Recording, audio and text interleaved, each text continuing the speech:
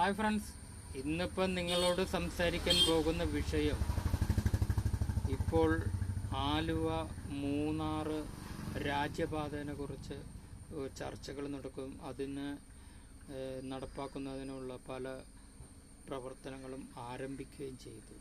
അതുപോലെ തന്നെ മലയോര പാതയെ കുറിച്ചും പല ചർച്ചകളൊക്കെ നടന്നു.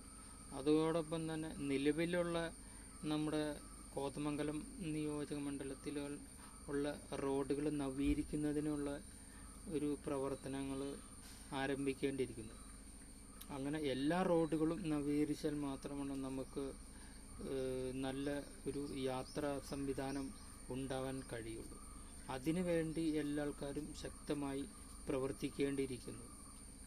പുതിയ പദ്ധതികൾ തുടങ്ങുന്നതോടൊപ്പം തന്നെ നിലവിലുള്ള പദ്ധതികളും ശക്തമായിട്ട് പ്രവർത്തിക്കേണ്ടിയിരിക്കുന്നു. അതിന് എല്ലാ ആളുകളുടെ ശക്തമായ സപ്പോർട്ടുണ്ടെങ്കിൽ മാത്രമാണ് അത് മുന്നോട്ട് പോകാൻ കഴിയുള്ളൂ. അത് കഴിയുമെന്ന് പ്രതീക്ഷിക്കുന്നു.